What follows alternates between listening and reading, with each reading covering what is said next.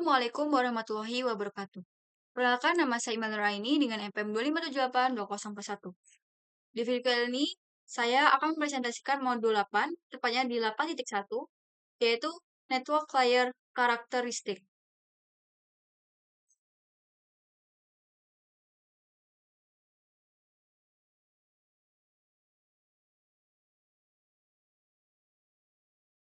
Nah, di layer 3, protokol utama yang kita gunakan adalah IPv4 dan IPv6.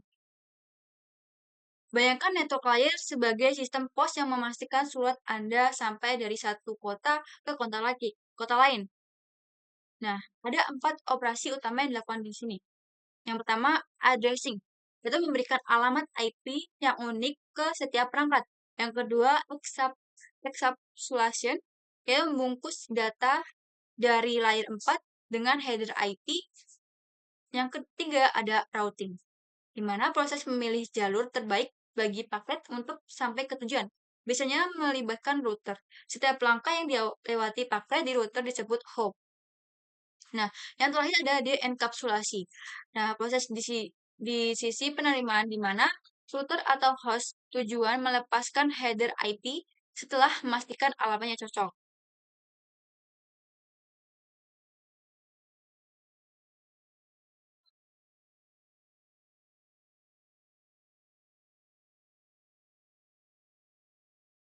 Nah, selanjutnya bagian 8.1.2 di sini ada IP encapsulation. Nah, bagaimana sih prosesnya ketika data turun dari transport layer berupa segmen, network layer akan membungkusnya dengan IP header. Hasil akhirnya kita sebut IP paket. Nah, IP header ini tidak akan berubah selama perjalanan, kecuali jika perangkat melakukan network address translation atau NAT. Nah, selanjutnya kita masuk ke bagian ketiga, yaitu karakteristik utama IP.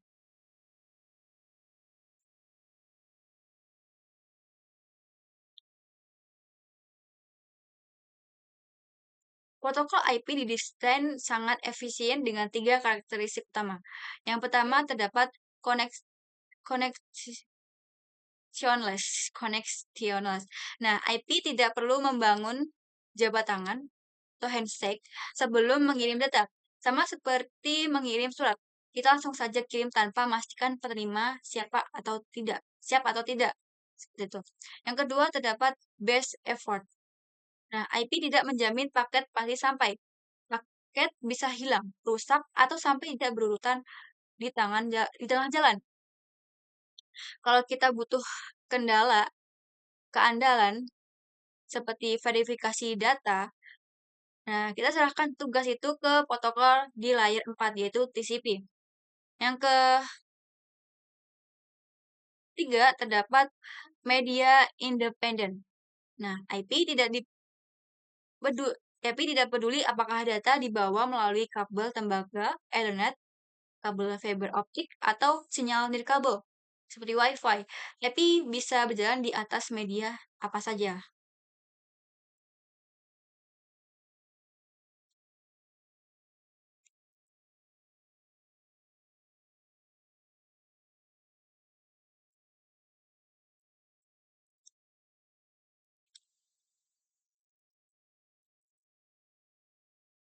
Nah, ini uh, suratnya di mailbox, terus dia berjalan sampai ke rumah, seperti itu.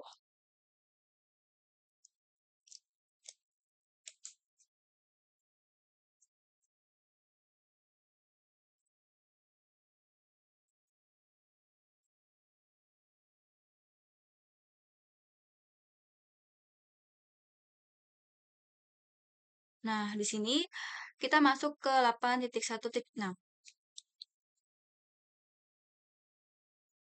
Nah, di sini ada batasan yang disebut MTU, Maximum Transmission Unit. Setiap media memiliki batasan ukuran paket maksimal. Jika sebuah router harus meneruskan paket ke media dengan MTU lebih kecil, router akan melakukan fragmentasi, memecah paket tersebut. Namun, IPv6 sudah tidak mengizinkan router melakukan fragmentasi lagi agar performa lebih cepat. Gitu. Mungkin cukup penjelasan dari saya. Saya akhiri. Wassalamualaikum warahmatullahi wabarakatuh. Baiklah, di sini saya akan melanjutkan modul dari yang sudah dijelaskan oleh teman saya, yaitu 8.2 paket IPv4. Nah, di sini ada header paket IPv4. IPv4 itu adalah salah satu protokol komunikasi lapisan jaringan utama. Jadi, di dalam header paket itu bisa digunain untuk memastikan bahwa paket ini terkirim ke tujuan selanjutnya dalam perjalanan menuju perangkat tujuan akhir. Nah, jadi ada bidang header paket IPv4 di mana nilai binernya itu dari setiap file mengidentifikasikan berbagai pengaturan paket IP. Nah, diagram header protokol yang bisa dibaca dari kiri ke kanan dan dari atas itu ke bawah. Jadi dari kiri ke kanan, dari atas ke bawah seperti itu. Dan memberikan visual untuk dirujuk ketika membahas file protokol seperti itu. Nah, di sini ada kolom-kolom dalam header paketnya. Ada byte 1, byte 2, byte 3, byte 4, segala macam. Nah, di sini ada versinya, panjang headernya, dan lain sebagainya. Di sini juga ada kayak kolom-kolom penting dalam header IPv4, di mana ada versinya berisi nilai biner 4, kayak misalnya dari 0100 yang mengidentifikasikan isi paketnya. Nah, terus ada layanan terdiferensial. Sebelumnya ini itu disebut sebagai bidang tipe layanan TOS atau bidang DS. Di bidangnya itu ada 8 bit. Terus ada TTL itu berisi biner ke 8 bit yang digunakan untuk membatasi masa hidup sebuah paket. Terus ada juga protokol, di mana protokol itu sebuah bidang yang kita pakai nih buat mengidentifikasiin protokol tingkat berikutnya. Jadi, habis itu di sini ada nilai umumnya itu kayak ICMP, TCP6, terus ada UDP. Nah, terus ada checksum header, di mana kita itu pakai buat mengidentifikasiin kerusakan pada header IPv4. Terus ada alamat IP sumbernya, isinya itu ada 32 byte. Terus kita wakilin dari sumber alamat paket. Nah, ada alamat tujuan yang berisi nilai binernya itu 32 byte juga, yang mewakilin dari IPv4 ke tujuan paket. Kalau misalnya IP sumber itu tuh dari ngidentifikasinya dari sumber ke paket. Kalau misalnya tujuan, ya tujuan ke paket, seperti itu. Nah, di sini ada video contohnya, bisa ditonton ya. Terus ada beberapa pertanyaan praktikum yang udah saya jawab dan mendapatkan nilai 100. Nah, setelah itu bakal dilanjutkan oleh teman saya. Terima kasih. Assalamualaikum warahmatullahi wabarakatuh. Perkenalkan, nama saya Cahendra Rafeti dari kelas 2B dengan NPM 2578235. Hari ini saya akan menjelaskan penjelasan di modul jaringan komputer 1 tentang lapisan jaringan. Jadi di sini saya membaca di bagian 8.3.1 yaitu batasan IPv4. Jadi IPv4 itu masih digunakan hingga saat ini. Jadi topik ini adalah tentang IPv6 yang pada akhirnya akan menggantikan IPv4 untuk lebih memahami mengapa kita tuh perlu mengetahui protokol IPv6. Nah, jadi penipisan alamat IPv4 jadi memiliki jumlah alamat publik untuk unik yang tersedia, meskipun ada sekitar 4 miliar ya alamat IPv4 itu meningkatnya jumlah perangkat kemampuan IP baru. Dengan koneksi yang selalu aktif dan potensi pertumbuhan wilayah yang kurang berkembang telah meningkatkan kebutuhan akan lebih banyak alamat. Kedua adalah kurangnya konektivitas end-to-end network address translation atau yang kita bisa dikenal NAT adalah teknologi yang biasanya diterapkan dalam jaringan IPv4. NAT itu menyediakan cara bagi beberapa perangkat untuk salah satu alamat IPv4 public. Yang ketiga ada peningkatan kompleksitas jaringan. Jadi meskipun NATO itu telah memperpanjang umur IPv4, itu tuh hanya dimaksudkan untuk sebagai mekanisme transisi ke IPv6. Kedua di 8.3.2 itu ikhtisar IPv6. Jadi Internet Engineering Task Force atau kita kenal EATV menjadi prihatin tentang masalah dengan IPv4 dalam mulai mencari penggantinya ketika ini tuh mengarah pada pengembangan IP versi 6. Jadi mengatasi keterbatasan IPv4 dan merupakan peningkatan yang kuat dengan fitur yang lebih sesuai dengan tuntutan jaringan saat ini. Sini ada perbandingan ruangan alamat IPv4 dan IPv6. Di bagian 8.3.3 bidang header paket IPv4 di header paket IPv6. Jadi salah satu peningkatan desain utama dibandingkan IPv4 adalah header IPv6 yang disederhanakan. Nah, misalnya header IPv4 itu terdiri dari header panjang variabel 2 oktet dan 12 bidang header dasar, tidak termasuk bidang opsi dan bidang padding. Jadi untuk IPv6 beberapa bidang itu tetap sama, beberapa bidang telah berubah nama posisi dan beberapa bidang IPv4 itu tidak lagi diperlukan seperti yang disorot pada gambar pada header paket IPv4. Ini IPv6-nya. Selanjutnya di sini ada header paket IPv6. Jadi bidang header paket IPv6 ini tersedia dengan alamat sumber dan alamat tujuan. Ini ada contoh headernya. Dan selesai, mungkin segitu saja yang bisa saya sampaikan. Lebih dan kurangnya saya mohon maaf. Saya akhiri. Wassalamualaikum warahmatullahi wabarakatuh.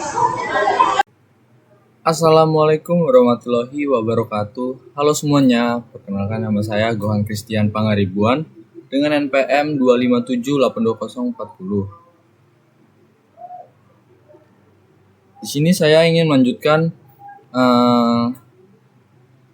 modul 8 yaitu network layer. Jadi di penjelasan sebelumnya di 8.3 tentang IPv6 paket. Nah, di bagian saya lanjut masuk ke 8.4 teman-teman.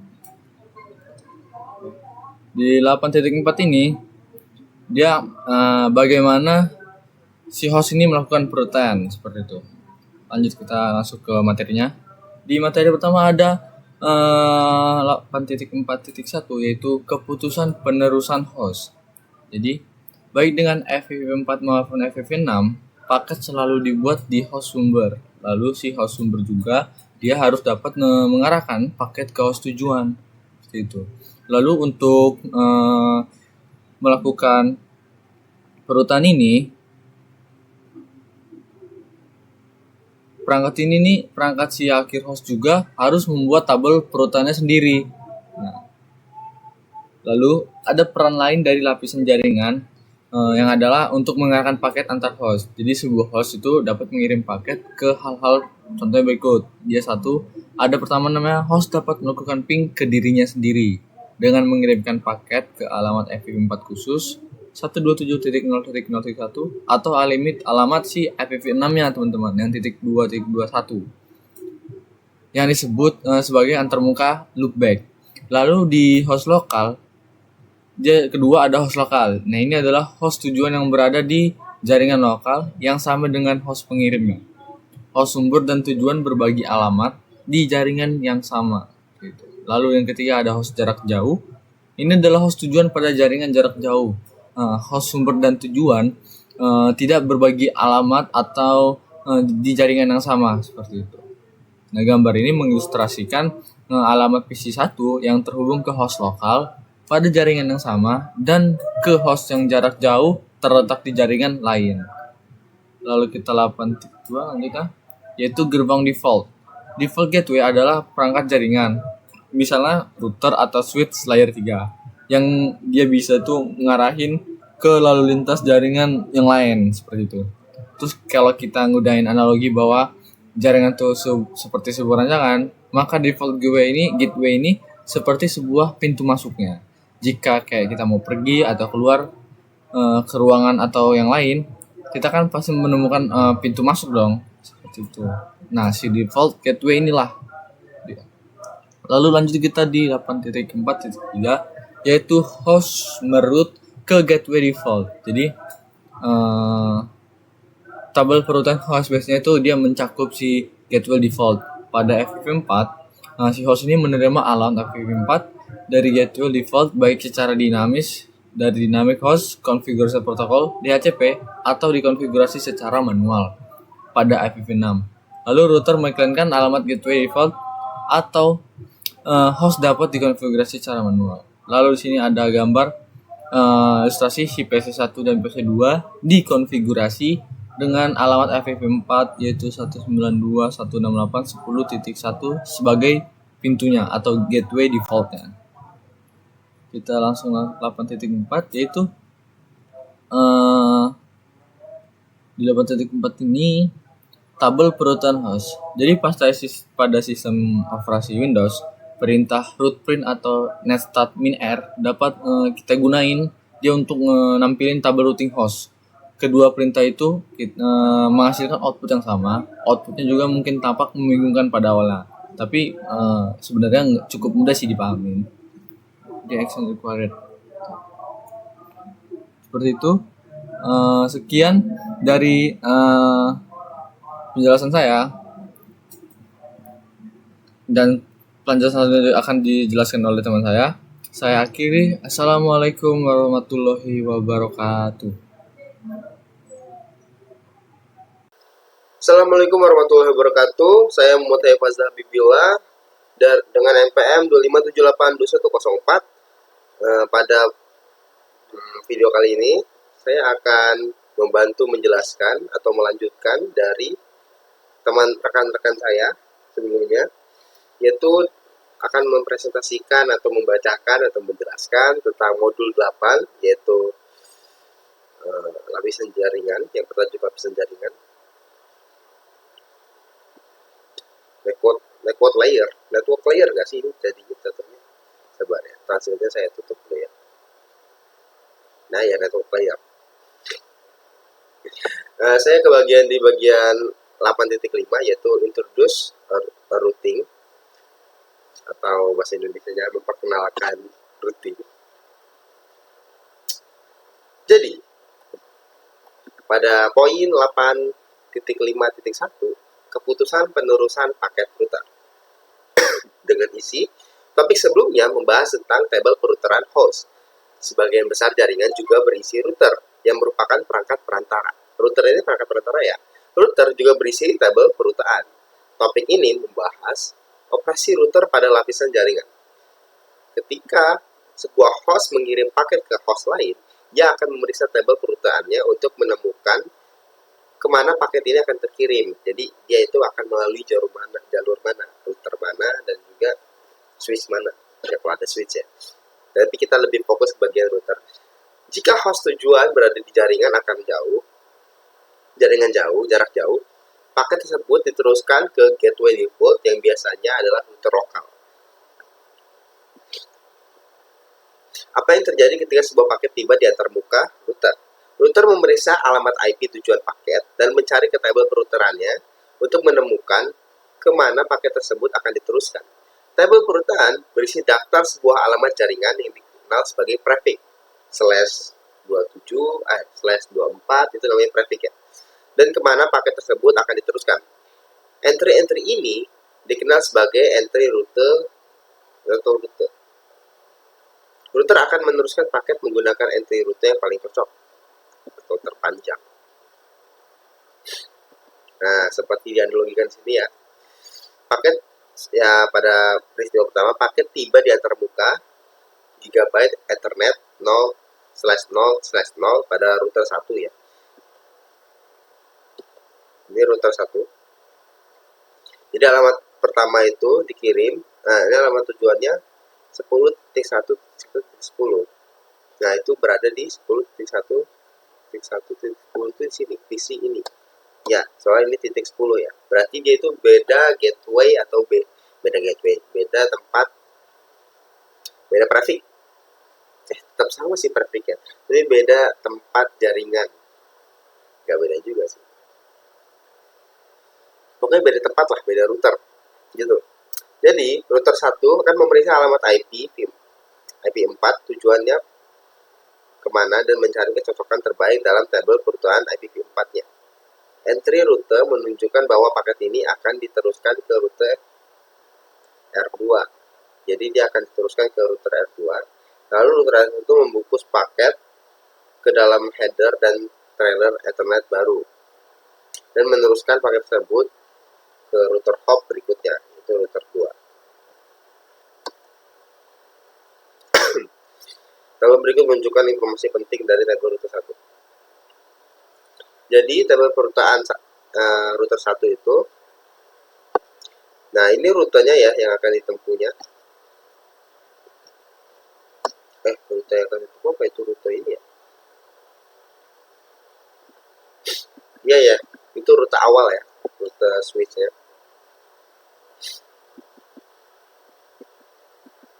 Dan antar muka hop berikutnya itu yang pertama itu masuk ke router 1 ya, dia itu ya, dengan gateway gigabit Ethernet 0/0/0.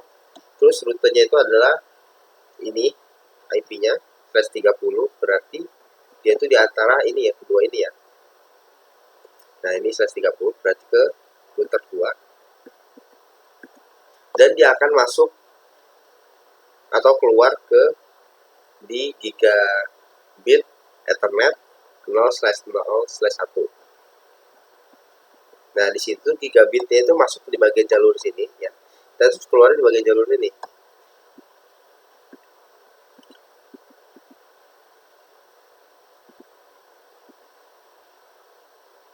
Jadi dia akan keluar dari router default. Nah untuk nyampe ke 10.1.1.0/24 itu akan melalui rute 2. Terus selanjutnya ada pada materi 8.5.2 adalah tabel perutuhan router IP. Tabel perutuhan pada router berisi entry router jaringan yang mencakup semua tujuan jaringan yang diketahui. Tabel perutuhan menyimpan 3 jenis entry router: jaringan yang terhubung langsung, jaringan jarak jauh, dan router default. Untuk jaringan yang terhubung langsung, entry router jaringan ini adalah antarmuka router yang aktif. Router yang menambahkan jaringan yang terhubung langsung ketika sebuah antarmuka dikonfigurasi dengan alamat IP dan diaktifkan. Setiap antarmuka router terhubung ke segmen jaringan yang berbeda. Pada gambar, jaringan yang terhubung langsung ke tabel peruteran IPv4 router 1 adalah segini, dan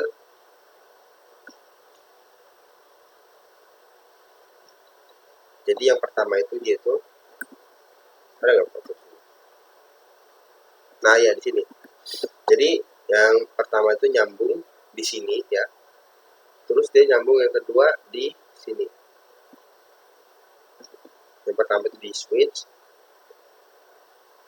Jadi yang terhubung langsung ke tabel perutuhan IPv4-nya router 1 itu yang pertama dari IP dari switch ini, dan juga IP kedua dari router 2. Terus ada jaringan jarak jauh. Entry router jaringan ini terhubung ke router lain. Router mempelajari tentang jaringan jarak jauh baik dengan dikonfigurasi secara eksplisit oleh administrator atau dengan berbentuk informasi router menggunakan protokol perutuhan dinamis. Pada gambar, jaringan jarak jauh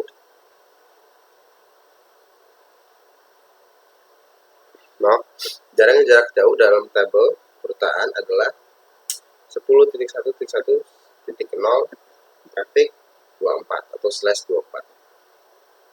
Nah ini adalah jaringan jarak jauh ya. Jadi jaringan jarak jauh dari router R1 ini, router 1 itu adalah 10.1.1.0 ini ya, karena dia harus melewati router yang lain. Dan router default, seperti halnya host, sebagian router besar router juga menyertakan entry router default, yaitu gateway pilihan terakhir. Router default digunakan ketika tidak ada kecocokan yang lebih baik dan dalam tabel routing IP. pada gambar tabel routing IP R1 kemungkinan besar akan menyertakan router default untuk menurunkan semua paket ke router 2.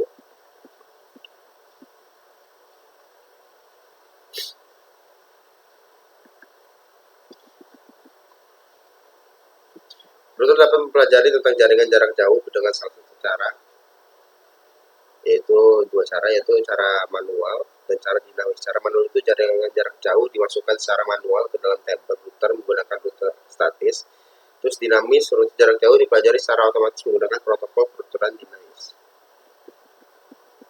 Peruturan statis. Peruturan statis adalah entry router yang dikonfigurasi secara manual. Ini di gambar ini adalah contoh router statis yang dikonfigurasi secara manual pada router 1 ya. Jadi router 1 ini ya, untuk bisa terhubung dengan switch yang ini, dia itu akan dikonfigurasi ya di dalam CLI-nya, yaitu IP root 10.1.255 ini default gateway-nya. Dan ini IP perantara hop berikutnya ya, di sini ya. Dia perlu menyertakan IP router 2. Jika terjadi perubahan topologi jaringan, router statis tidak diperbarui secara otomatis dan harus dikonfigurasi ulang secara manual. Nah, misalnya seperti ini nih, ada perubahan pada rute statis ini, jadi dia itu harus dikonfigurasi ulang ya.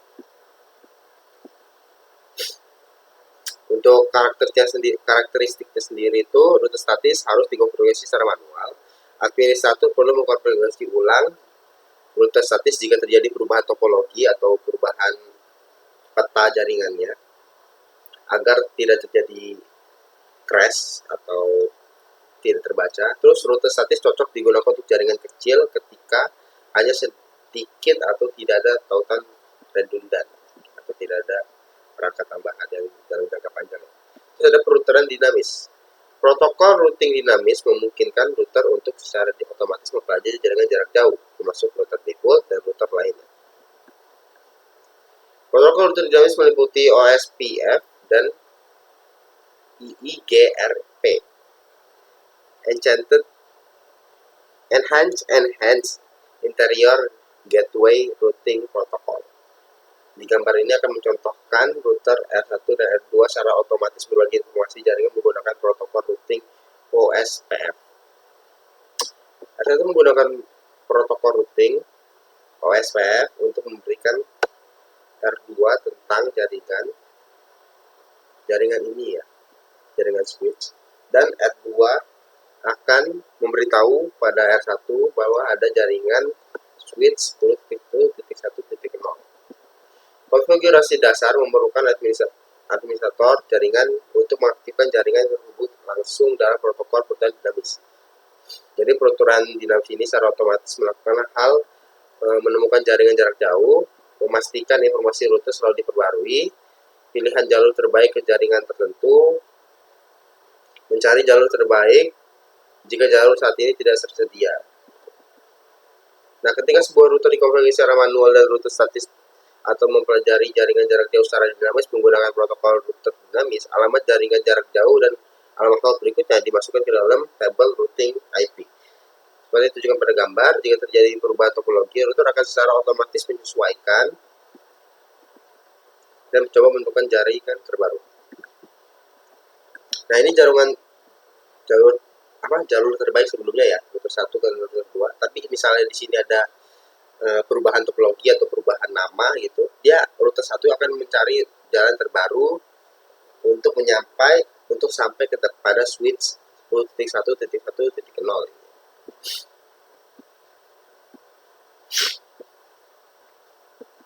Terus ada pengantar tabel peruturannya. Pada gambar ini, router 2 terhubung kepada internet. Oleh karena itu, administrator mengkonfigurasi router 1 dengan router statis default yang mengirimkan paket ke router 2 ketika tidak ada entry spesifik yang dalam tabel routing yang cocok dengan alamat IP tujuan. Jadi router 1 dan 2 juga menggunakan router OSP untuk mengiklankan jaringan terhubung secara langsung. Nah, ini seperti contoh showing IP route ya. L lokal. Nah, perintah show IP route pada flag exit gimana cara bacanya? EXEC aja ya. Model digunakan untuk melihat tabel routing IPv4 pada router Cisco ISO atau ISO.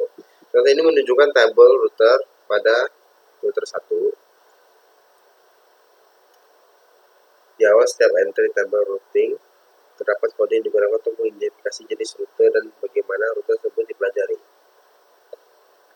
Kalau misalnya L itu untuk alamat IP yang terbuka lokal yang terhubung langsung, C itu jaringan yang terhubung secara langsung, S adalah rute statis yang dikomunikasikan secara manual oleh administrator, dan O itu untuk OSP, dan D itu untuk IGRP. Nah, seperti ini ya.